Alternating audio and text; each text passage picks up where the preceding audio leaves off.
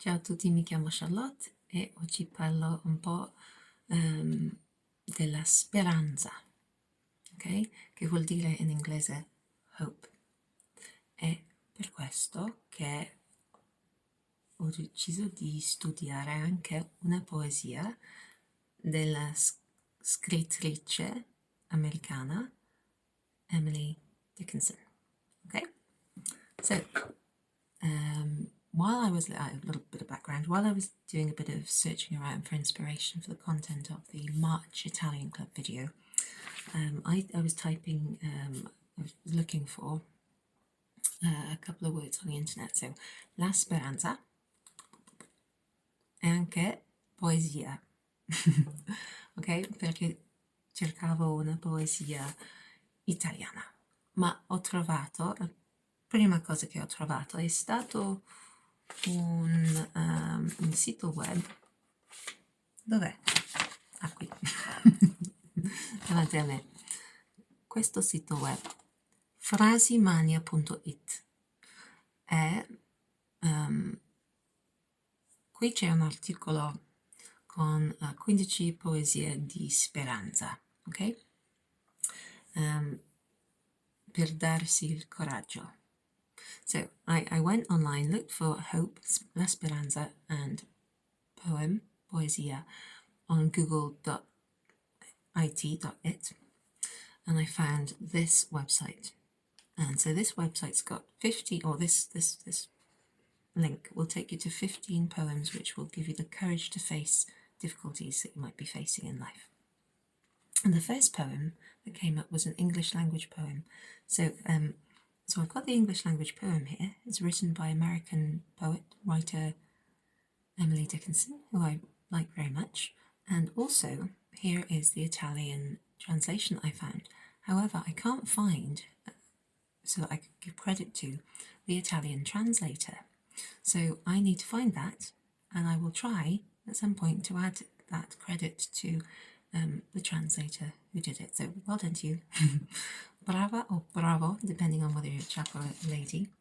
So I'm going to do something a bit different. I'm going to read the English poem, the original, and then we will look at the 3 verses of the Italian translation, which is more or less kind of word for word the same. And you'll see some of the things that translators have to do when they translate something that's kind of not factual, but more like open to interpretation, okay? Kind of more kind of figurative, okay?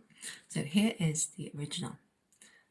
Hope, in inverted commas, is the thing with feathers that perches in the soul and sings to the tune without the words and never stops at all. And sweetest in the gale is heard, and sore must be the storm that could abash the little bird that kept so many warm. I've heard it in the chillest land and on the strangest sea, yet never in extremity it asked a crumb of me. Now, if you're a poetry fan like I am, then that's just give me a little chill, because I find it moving. So let's have a look at the Italian, which I've written out on some paper. Okay, so where's the first one? So, hope is the thing with feathers. It's not exactly the same in Italian, but it's sort of similar kind of bird imagery, okay? So that's the, it is, la speranza, in inverted commas, una creatura alata. Alata, so it is hope, a winged creature with wings, alata. Le ali, una ala, okay, it's wings. So they use the kind of wing imagery as opposed to feathers, okay, it's the same thing. A feather would be una piuma, which is a lovely little word. Like the word plume in English, similar. E la speranza una creatura alata. So it is hope, a winged creature. A winged creature is hope, right? And so it keeps the inverted commas as per the English version here. Che si annida. Annidarsi is to nuzzle or to nest in. Un nido is a nest, N-I-D-O. So anidarsi is to nest oneself or to nuzzle in. So instead of being perched, which is a very birdy kind of avian, we have to use an adjective, instead of using perch, which means to sort of stand on something like an actual perch or a branch or something, they've used a slightly different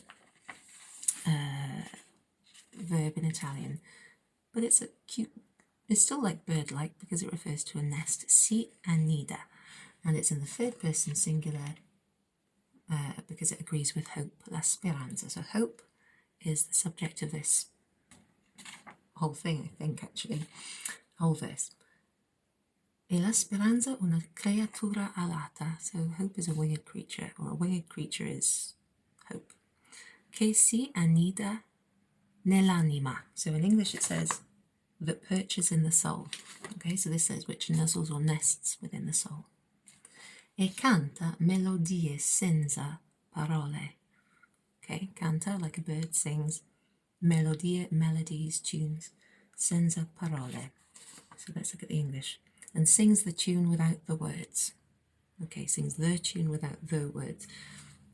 That's specifying the tune and the words, whereas this is it's just talking about melodies without words. Senza smettere mai. Without stopping ever, without ever stopping. In English it is, and never stops at all. Senza smettere. So senza, so when something does something whilst never doing something else, or whilst never stopping, for example, you can use this senza smettere mai. Senza plus an infinitive verb. Mai means ever or never. So that's quite similar to the first verse, isn't it? So we've got that kind of bird imagery, it's got the same structure. When I've written it out on that sheet, you can't see that the structure sort of is more or less the same. 3 verses with 4 lines, and there is a sort of rhyming pattern. Let me think. Storm, warm, soul, all, see, me. Yeah, so there's kind of there is a rhyming pattern, but I'm not sure. Anima mai tempesta riscaldo. So it hasn't got the same rhyming pattern in Italian. I don't think there really is a rhyming pattern, but we'll have a look at it. It takes on a different sort of feel and rhythm because of that, but it has the same structure, so it's also quite similar to the original because of that. So let's have a look at the second bit. And sweetest in the gale is heard. So it's sweetest in the gale. Gale is capitalised, actually, the G in English. Gale is the, strong wind, basically. E la senti. So, and you can hear it. Senti here looks like the to form of the verb sentire, to hear or to feel. Actually, it could be to feel or to hear, because you can feel and you can hear the wind.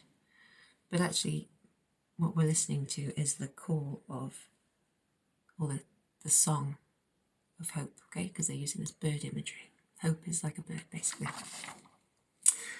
E la senti dolcissima nel vento, and you can hear it very, very sweet. Dolcissima. So dolcissima has an A at the end because it's agreeing with la speranza, which is the subject of this sentence, verse, but also the poem. So the adjectives within it will, unless they're referring to something else, if they're agreeing with the subject la speranza, then they're going to be the feminine form of the adjective. Dolcissima, so when you've got issimo or issima at the end of an adjective, this is like the hang on a minute, I was going to say superfluous, but that's not the right word. The superlative, it's like the most that something could possibly be the best. So dolce means sweet. Dolcissimo, dolcissima, very, very sweet. So, and sweetest, in fact, there you go. Sweetest, it is the superlative, the sweetest, the most sweet in the English. In the gale, e la senti dolcissima nel vento in the wind. Now this verb here looks like it's in the to form, is what I was going to say, but it's actually, I think, the third person of the passato remoto, which is, it could be either actually, but we got the passato remoto remoto elsewhere, so it can be heard, or you hear it, either way it works. E ben aspra deve essere la tempesta che valga a spaventare il tenue uccello che tanti riscaldò. So there, riscaldo is riscaldere, to warm up. It's a bit like the verb or the noun, or the verb scald or to scald, like to burn with water, okay? So to heat up or to warm up. So let's have a look again. And sweetest in the gale is heard, e la senti dolcissimo nel vento, and so must be the storm, e ben aspra deve essere la tempesta. Okay, so more or less it's the same. Deve essere means must be. Essere is be, to be, the verb to be, and deve, we've got the final E sort of truncated, taken off and replaced with an, what's that thing called? An apostrophe. Because the two together, deve essere, it must be. That's a modal verb, excuse me, it's just been a long day, it's been a long few months. Deve essere is the modal verb dovere in the third person singular, it must be, deve, followed by essere, deve essere. Just check the time.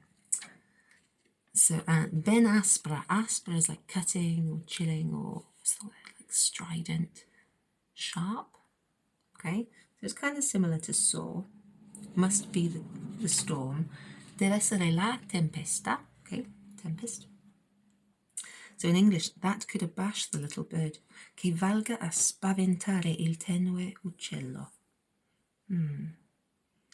Now, I wasn't sure what valga a means here, because I wasn't quite sure whether it's from the verb valere, which means to be worth or worthwhile.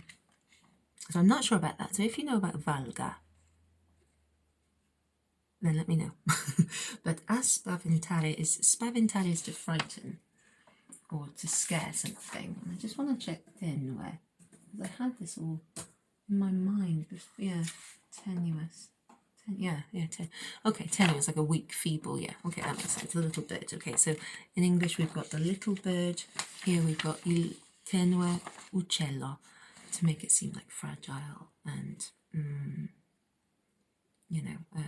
it's just similar to little, but they don't use piccolo, so it's actually kind of a bit more poetic, and it juxtaposes nicely with the idea of this big, harsh storm. Che tanti riscaldò. So, and sweetest in the gale is heard, e la senti dolcissima nel vento. You can hear it very, very sweet in the wind. And so must be the storm, and ben aspra deve essere la tempesta, che valga a spaventare il tenue uccello, that could abash the little bird. Che tanti riscaldò. Okay, so this che tanti is just so many people, so many, tanti. Riscaldò, it has warmed up, okay? It's given warmth to. Remember, we're talking about hope, warming people up, even though we're talking, it's referred to as a bird here, that's the image, and you hear it singing sweetly in the wind. Okay, it's a nice idea of hope being something that's perceivable, but also it's being used through this mechanism of the image of the bird. Let's look at this last one then. So, nella landa più gelida l'ho udita. So in English this is, I've heard it in the chillest land. Okay, so normally we wouldn't say chillest, we'd say chilliest or coldest, okay?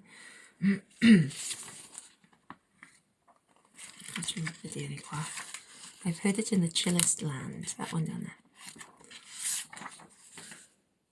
But this is sort of swapped around the other way. Nella landa più gelida, in the most frozen land, l'ho udita, I have heard, I have heard it. So that L apostrophe refers to la speranza. It would be la o udita. But when you've got la and then o, you put a little, you abbreviate it with an apostrophe, lo. So that L apostrophe actually is the direct object, la, which refers to the thing that has been heard, which is la speranza. Okay, la speranza. L'ho udita. Now, udita is like, it's the past participle from udire, which is to hear. So, udito, ho udito qualcosa. I heard something. But here, look, it ends with an A. Why? Perché? It's because it's a preceding direct object. That's why. So the direct object is la speranza, which can be replaced with the direct object la. Okay, la or lo if it was something else like l'amore or some other masculine noun, but it's la because it's la speranza. It's referring back to it. I have heard it. So la before o udito, which means I have heard, truncates down to L apostrophe because it's hard to say it la o. Instead, they just say lo. I have, and then so that's a present, first person singular. I have from the verb avere. The L and the apostrophe is a sort of abbreviated version of the direct object la, which is a feminine singular one, which refers to la speranza. Remember? Have I said that enough times? And then instead of udito, I have heard with an O at the end of udito, which is like the past participle in its kind of masculine singular. The preceding direct object, which precedes the past tense basically, agrees in gender and number with whatever noun you're referring to. So that's what that's all about, just in case you're wondering why that past participle isn't A. So let's go back. Nella landa più gelida l'ho udita. In the chillest land, I've heard it in the chillest land. I have heard it in the coldest or the most frozen place. In the most frozen land, I have heard it.